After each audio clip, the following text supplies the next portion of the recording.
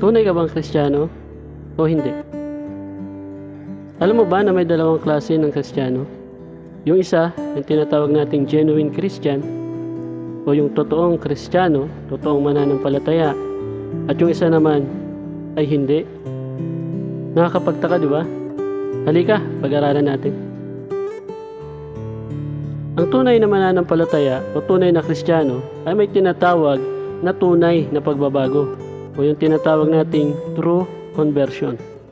Hindi mo pwedeng sabihin na isa kang tunay na Kristiyano kung ikaw ay masaya pa rin sa paggawa ng mga labag sa kalooban ng Diyos, kung masaya ka pa rin sa mga paggawa ng mga kasalanan, especially kung hindi ka nakakaramdam ng kahit na anong klaseng guilty every time na nagtatangka ka habang gumagawa o pagkatapos mong gumawa ng kasalanan. That is not a true conversion.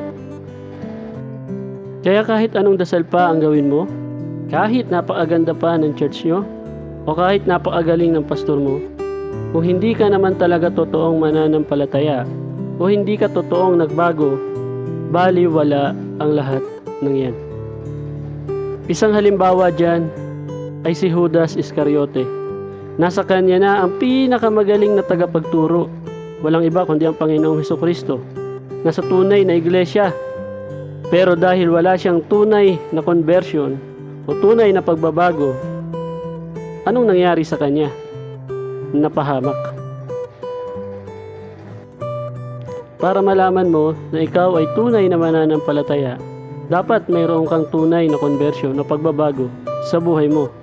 Tingnan po natin ang sinasabi dito ni Apostol Pablo sa iglesia ng Pilipos.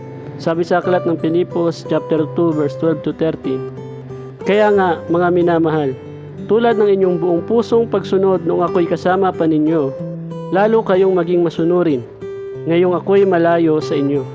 Pagsumikapan ninyong maging ganap ang inyong kaligtasan ng may lubusang paggalang at pag-ibig sa Diyos, sapagkat ang Diyos ang kumikilos sa inyo upang inyong naisin at isagawa ang kaniyang kalooban. Wow! Napansin nyo? Ang tunay pala na mananampalataya ay hindi na gumagawa para sa kanyang sarili, dahil ang Diyos na mismo ang kikilos sa buhay ng tao para may isagawa ang kalooban ng Diyos. Naranasan mo na ba yan?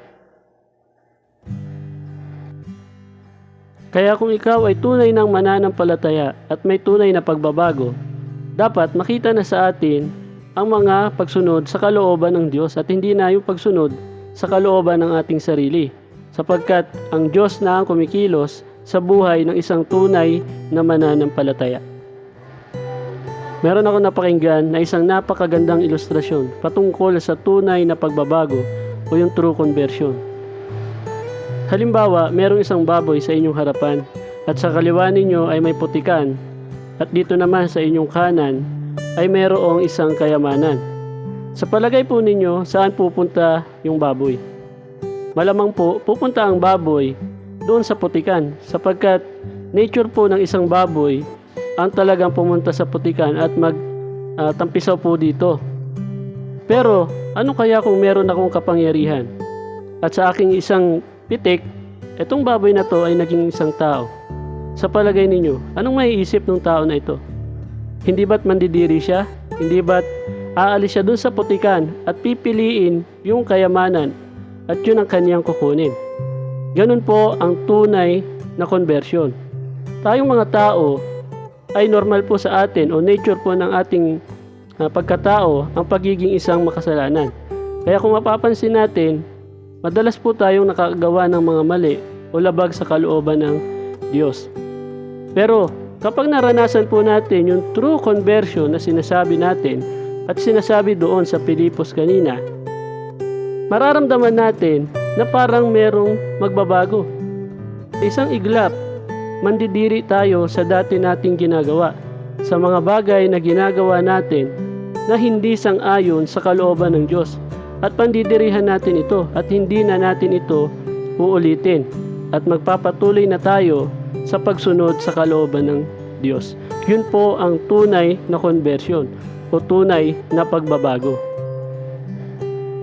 Oo, maaari na minsan makagawa pa rin tayo ng mga paglabag sa kalooban ng Diyos.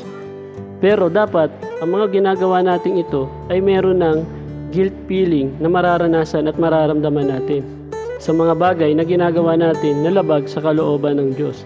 Kasi kung wala pa rin pagbabago, wala pa rin tayong nararamdaman na guilt feeling every time na gumagawa tayo ng mga mali o nagkakasala tayong muli, ibig sabihin, hindi pa ito ang tunay na conversion. At every time na isang tunay na mananampalataya ay muling magkakasala, siya ay lalapit sa Diyos, hihingi ng kapatawaran at sisikapin na ang mga bagay na mali na kanyang ginawa ay hindi na dapat maulit at kailangan niyang pagsisihan.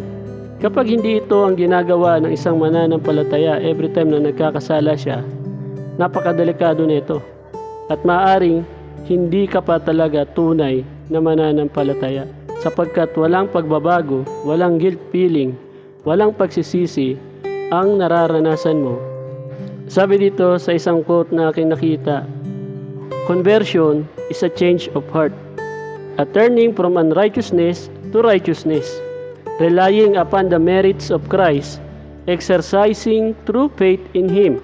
The repentant sinner receives pardon for sin as he ceases to do evil and learns to do well. He grows in grace and in the knowledge of God in heavenly places. Tandaan po natin na ang bunga ng tunay na pananampalataya ay ang paggawa ng mabuti. Marami pong salamat. Soli Deo Gloria. God bless.